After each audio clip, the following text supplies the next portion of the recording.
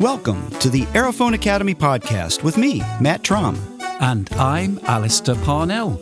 Join us each month as we discuss the wonderful world of wind controllers, and you get the very best information and answers to your questions. The Aerophone Academy podcast is the source for accurate information on wind controllers. So make sure you subscribe to the podcast, and while you're at it, why not check out www.isacs.academy and patchmanmusic.com. Welcome back, everybody. This is podcast number 19, I think we're on to now. And if you have been following our podcast series, you'll know that we started a very interesting conversation in podcast 18 about how we can market ourselves as wind synth players. So if you haven't already heard podcast 18, I suggest you wind back a little bit and listen to that first half of this discussion, which we're going to continue now with both myself and our co-host, Matt Trom. Thanks, Alistair. Yeah, we just had so many things to talk about in this on this topic that we thought maybe we'd carry it on and make a whole second episode. I think maybe this is one of the most useful episodes we've had is in terms of helping people to get out there and benefit from playing a wind controller. So let's carry on, shall we?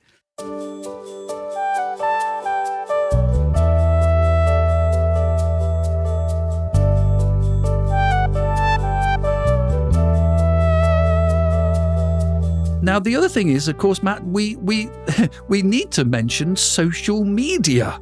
And, I hope you don't mind me saying this, Matt, but we're both perhaps a little bit old school, but we do try our best to do a little bit of social media. I'm sure we could both be much, much better at it. But you must see quite a lot of wind synth stuff on social media, Matt? I do see a lot. I'm mostly a YouTube and Facebook guy, so I'm old school. But I see some folks are on Instagram, and I recently saw there was a guy playing just an old Crumar EVI, and he had like 16,000 views on this little Crumar EVI clip for a minute that he was playing, and I was like blown away. It's like, wow, that's interesting. Yeah. There's ways to get a lot of exposure out there and maybe capitalize in on it. Like you say, teaching, if you're a good player and you have the ability to teach, and you have that, it's an innate ability, I think, and not everybody has. Mm-hmm. But, you could do teaching through through YouTube or live stream or, FaceTime or Zoom or whatever. Yeah. That's an option. Promoting yourself through those media outlets is one way to do it. I don't know how many gigs you'd pick up locally from that type of thing. I think the thing with the social media, I would not profess to be an expert in any means, but I think it's don't underestimate. It's still quite a lot of work. I think sometimes people can feel, if I do a video or something, that'll kind of spark a lot of interest and get me noticed kind of thing. As far as I'm aware, you've got to be posting pretty regularly. I've seen people say, you need to be putting things up even multiple times a day onto things like Instagram. I wish I could have the time and do more on YouTube. Some of the listeners might already know my YouTube stuff's been going for about 11 years now, I think, and it's been very helpful. It certainly was the vehicle that got me noticed by Roland when they started to ask me to help them with the Aerophone. Had I not done any YouTube stuff, they wouldn't have found me. So I think that there is value in that. Now, I'm sure some of the listeners already realize, you don't get paid an awful lot of money from YouTube. So I don't know, my YouTube on a really good month might give me something in the region of a sort of $80 to $100. I mean, that's, not to be sniffed at. That's great. But I've been doing it for 11 years and I have, about kind of 18,000 followers or something. So, I put quite a lot of time and effort into that. It's not the sort of thing that's going to pay all of your bills. unless you really take off in a big way. But I think there is value in terms of getting your name out there. And so, for instance, if you've got some online presence where you can say to a wedding venue or old people's home, whatever it is, you can say, hey, go and look at my reel. I think this is what they call it. You have a reel now where you've got a few little clips of you playing. This is very often, we don't write letters anymore. We don't even write emails to say, hey, do you want to hire us? Very often now you need some kind of recording, preferably video, that you can say to people, hey, you want to hear what I can do?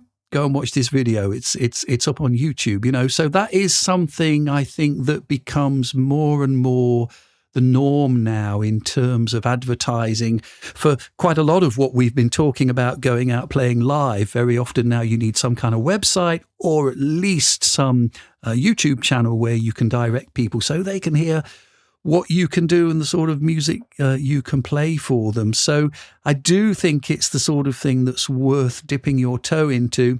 Like anything else, it can be a bit nerve-wracking at first, and there's a certain amount of learning to understand what's required and how you upload things and the best settings and how you get a good balance and all of that stuff. There's quite a bit involved, but it's the only way you learn how to do it is by getting in there and, as they say, press record and get on with it.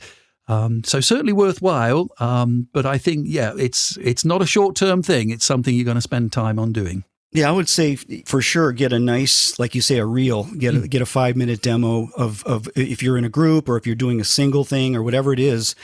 Put together a really nice, demonstration presentation of what you do. Show different styles and make it look good and sound good.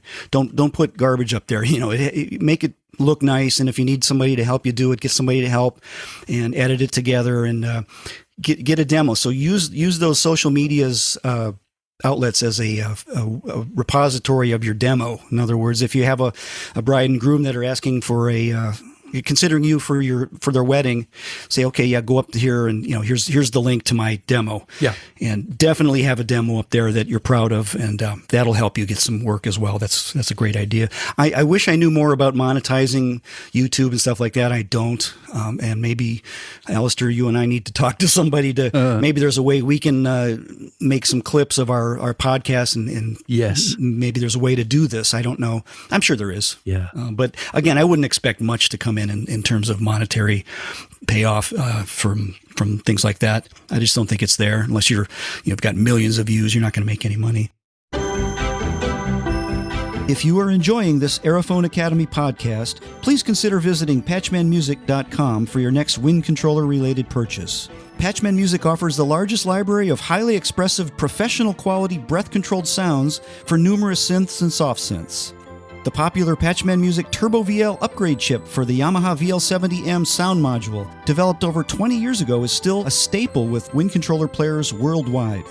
Patchman Music has worked with the very best in the field, including Tom Scott, Michael Brecker, Judd Miller, Bob Mincer, Jeff Koshawa, and Wix Wickens, keyboardist and music director for Paul McCartney. And we are happy to help you make your wind controller experience as fun and productive as possible. In addition to our wind controller sound libraries, Patchman Music is also the leading dealer in the U.S. for new and used wind controller hardware products, including the Roland Aerophone series, the Akai Iwi series, the Berglund series of instruments including the new RAD and new EVI, the Yamaha YDS series, and the complete series of audio modeling SWAM virtual instruments for Mac and PC. If you are looking to purchase a new or used wind controller, need a repair, or are looking for some world-class expressive sounds to take your wind controller experience to the top, why not support this Aerophone Academy podcast and visit patchmanmusic.com for your next wind controller-related purchase. Thank you.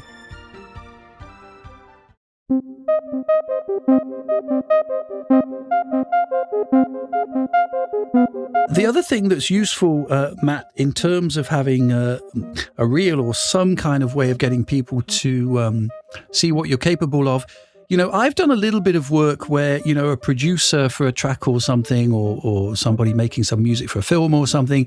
I've not done anything big, but I've done some local things where, they've asked me to add, say, a sound to a bit of a soundtrack for a film or for a pop song or whatever it is. This is something else where, of course, the wind synth can be very valuable because you can do everything from kind of ethnic flutes to kind of weird and wonderful synth sounds. Again, in a way that is, really expressive and different from a keyboard player. So that's something else that you can think about. Again, you've got to have a way of demonstrating to somebody, hey, I'm someone who you should consider to do that. Of course, a lot of those things go through word of mouth as well. But that's another angle to consider. To be able to, you need a computer and a digital audio workstation. Yeah, you need a little bit of setup. A lot of people have that stuff now, totally capable of making really high quality recordings right in your own kind of front room, especially with a wind synth. You don't have to have loads of acoustic treatment or anything because you can just be directly plugged into your audio interface and you can send a pristine copy of your performance to somebody that's asked you to fill in a little bit of a ethnic flute sound or something, or panpipes, or I don't know, it could be anything. But this is something that is also an avenue worth exploring. I agree. I've done some of that where, there's a Christmas, somebody's putting together a Christmas album and they need a harmonica sound or a sax solo or something. And so they'll send me a track that has, shows me where we play from here to here and play a couple takes and we'll pick something. I've done several of those types of things. And again, unless you're really busy at it, I don't think that's going to pay the bills. But yeah, it's fun. And it's certainly something that can be done really well if you're a good player, and yes, you can offer that to people. Yeah, I don't know how much money is to be made these days in creating music.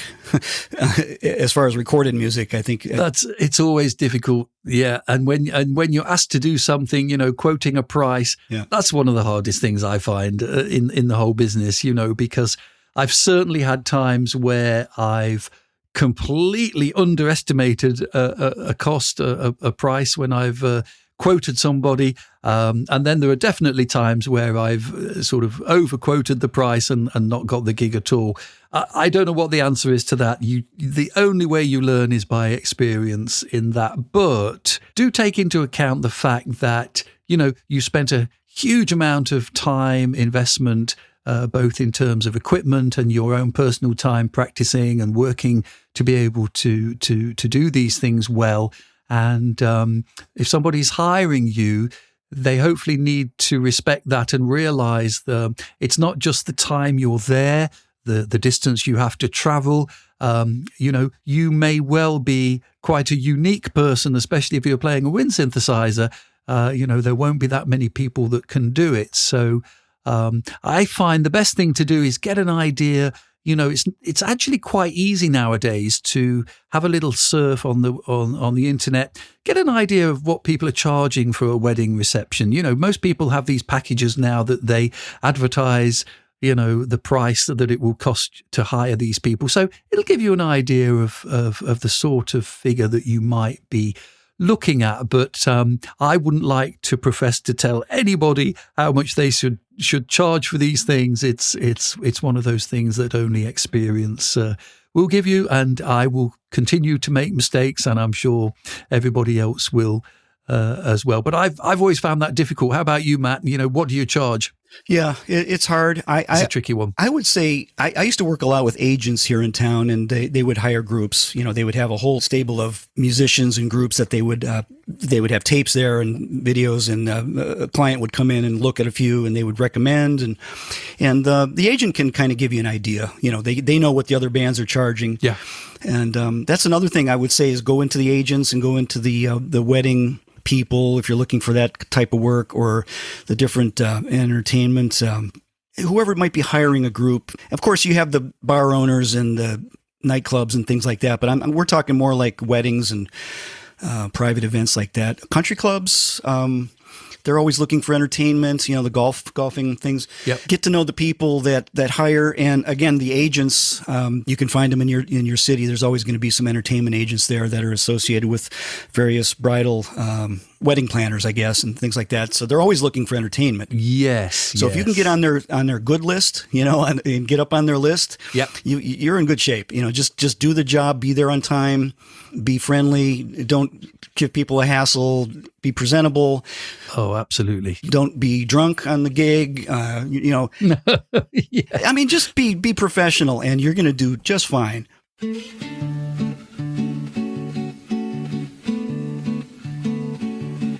In a world where notes take flight, Alistair Parnell brings the joy of light.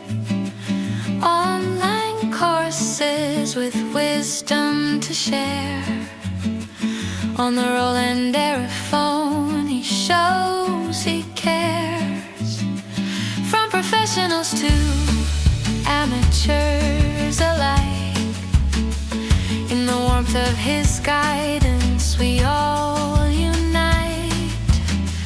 Isaac's Academy, the place to be, where melodies dance and souls are free. Breathe in the notes, let the music flow.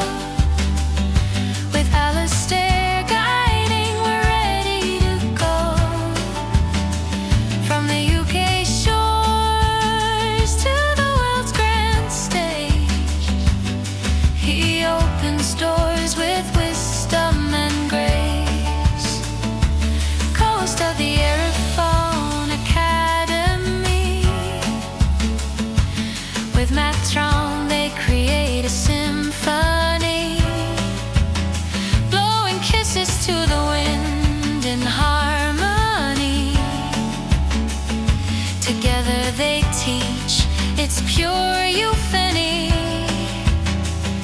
Conductor and teacher. Yeah, every single sound so wholesome and rich. From lush paths to leads, he's the one that you pitch. Got the world buzzing like bees on a train. When Patchman's in the mix, it's the pop in the game. Synthesizer royalty, they vouch for his craft. In every masterpiece, you feel that Patchman draft. With honesty and fairness, he sets the tone. In a sea of fakes, he stands all alone. Patchman vibes, he's the sound magician, repairing the past with a current vision. Honest and fair, he's the one you can trust in the world of sound. Patchman's a must, this Patchman vibes, he's the sound magician, repairing the past with a current vision. Honest and fair, he's the one you can trust in the world of sound. Patchman's a must. So next time you jam, remember the name. Patchman Designs in the Hall of Fame. For decades he's crafting with heart and with soul, creating the vibes that make the world whole. Yeah, Patchman, we're hooked on your art. Design so fresh, man, they captivate the heart.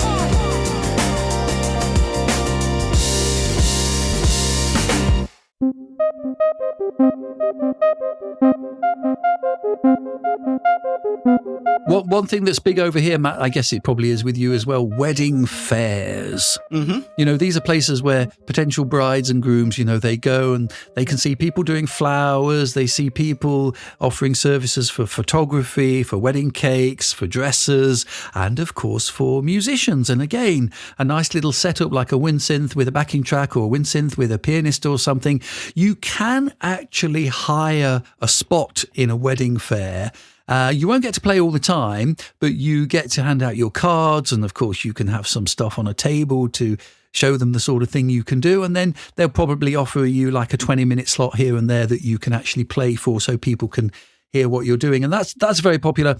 Very good friend of mine did quite a bit of that early on when he wanted to get some more wedding gigs, and he ended up getting really busy for wedding gigs. I mean, he would sometimes have 2 or 3 wedding gigs in a weekend.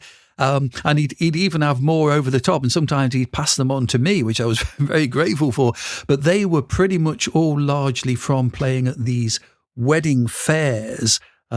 Used to be the case that you could play at a wedding fair and you didn't have to pay anything because they treated you like the kind of little bit of entertainment. But I'm afraid that's gone now. So you will have to pay for your pitch, as it were, to get a slot to be in the wedding fair. But it's certainly something that I found a lot of musicians do, and they seem to get quite a lot of gigs that way. So it's another little avenue to chase up. Yep, I did several of those over the years. Yep. I was thinking as you were talking, part of the problem, the reason why musicians don't make the kind of money they do playing out live anymore is because musicians will often take any gig, and for any pay, they'll just go out and play. And sometimes in some cities like Los Angeles, sometimes they have to pay to play at a venue. They're paying to go and entertain the guests, and it's backwards. But I was going to say, maybe if you could offer to play for free at certain things and say, I'll do this so you can hear what I do. I'll come in and play it for an hour at your, if you're having a dinner party at a country club or something, just, I'll set up and play. If you like me, then hire me. I'm going to do one freebie for you and that's it. You have to pay after that. But yeah. You don't want to go overboard with that and go out and start playing for nothing. And that hurts the whole profession. It really does. Sure.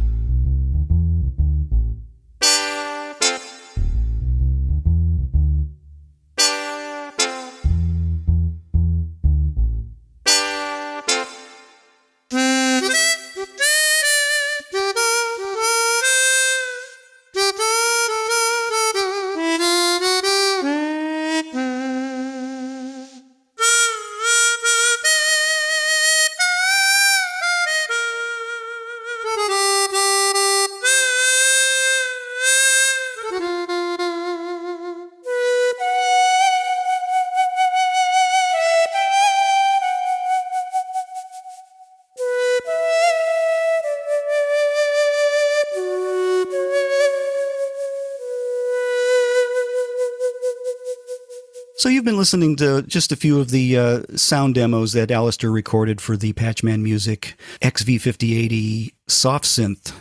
Yeah, Matt, in particular, that Andean flute, I guess you've kind of taken advantage, of course, of the built-in effects that are available in the 5080. So, you haven't got to add any more kind of effects in the kind of chain.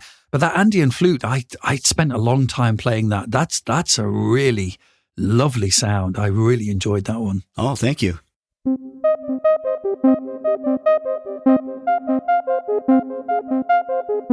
Okay, Matt. Well, I think we've covered things pretty well. Now, if you're listening to this podcast and you've got some other thoughts to add, don't forget that if you look in the notes of the podcast, you can leave us a message. You can even leave us a voice message. We like voice messages because then we'll play the voice messages on the next podcast. So if you've got anything to add, we'd be very, very interested to hear what you've got to say. Maybe you've had some experiences, maybe things that we haven't even talked about in this podcast. Now, before we wrap this one up, Matt, we have got a listener question. I've just mentioned the fact that you can leave us a message. You can also leave us a question. That can also be a voice message, or if you like, a message left through the podcast link underneath the podcast.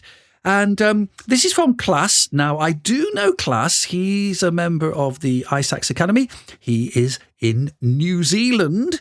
And he says, thank you both for the regular podcasts. They're always very interesting.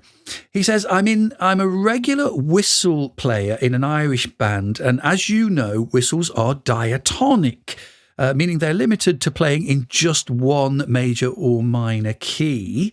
So whistle players tend to end up having, various whistles in different keys. Now, Klaas is saying he thinks that the aerophone would make a good instrument in this case, because we could actually, you don't have to have all those whistles. You could play in any key you like on the aerophone.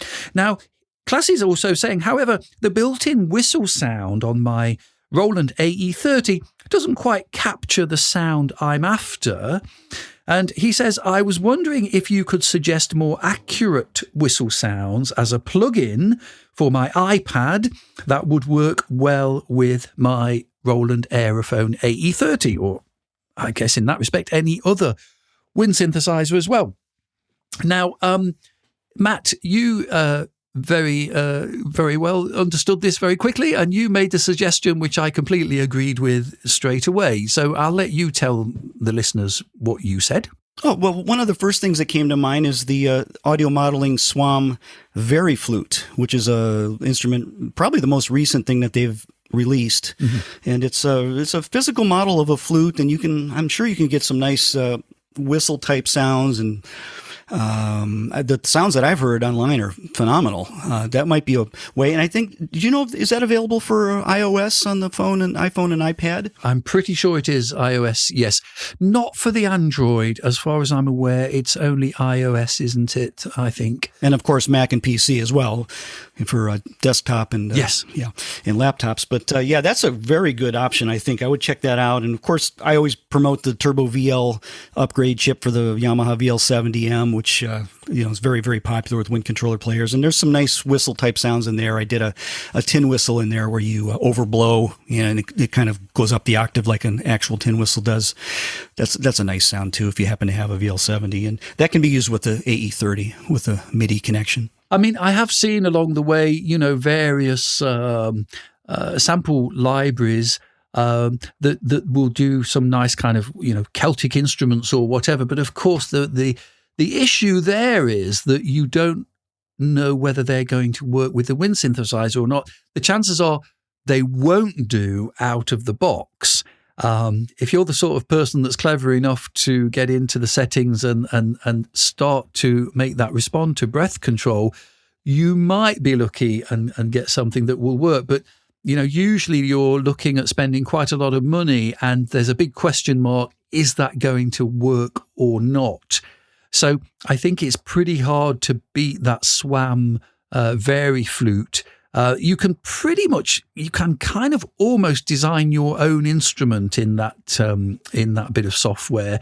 It's really very, very clever. You can even sort of manually change the diameter and the length of the tube that you're blowing into. So, there's quite a lot there that you can play around with, and it's a kind of visual representation of what you're kind of inventing almost. So quite a lot of flexibility involved there with what you can get out of that. So I'd suggest, Klaas, as Matt said, that VL70-m might be a good option. It's not very expensive for the iOS. It'll be $20 or maybe less or something like that. Nicely run on your iPad, and I think that would be a really good starting place. You've got an aerophone, but you could do with some help. Getting information from the internet or finding a great teacher just isn't happening. And you know how important it is to make the best possible start. Let me introduce you to the Aerophone Basics course from the iSax Academy, a brand new online course for the beginner to intermediate player. After you've learned how to set up the instrument, we'll look at hand position, breathing, articulation, and sound selection. There are 20 videos to help you learn every every note on the instrument plus the alternatives, with detailed explanations and playing tips on how to get the best from each sound. There are sessions on improvisation and help with reading music, downloadable PDFs and backing tracks for each lesson. Start playing great tunes from day one and see great results in just 90 days. Regular live webinars with me, Alistair Parnell, to get your questions answered and join a whole community of players. Visit isacs.academy for more information.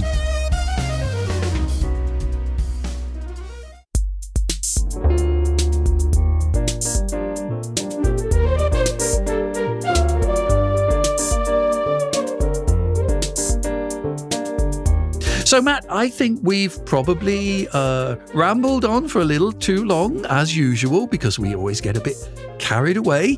Now, Matt, we look forward to our next podcast. We've got so many ideas for podcasts that we're just going to have to see what we do next. Chances are it may well be about one of the new wind synthesizers that have been coming out recently. But Matt and I are just in the process of trying them out and testing out the sound so that we can give you the very best insight into those new instruments before you part with your hard-earned cash. So we're looking forward to that. There will be certainly more sound demos to come. In the meantime, Matt, I wish you well and good luck with all of your new endeavours with the Patchman music that you're doing. They all sound great. I will certainly be playing some more on those XV5080 patches, and I hope you're going to continue to develop more and more sounds. You got more on the way, right? I'm hoping. Yeah, there's a lot coming. Actually, I've been really busy, and I have a list of at least 30 sound bank ideas that are almost ready. So it just takes time to finalize anything and make it a product. Sure. I would also like to encourage our listeners out there, if you have any ideas for future podcasts, any topics, please go to the Aerophone Academy podcast website and let us know what you'd like to hear us talk about. And that would be interesting for us to see what you guys are thinking.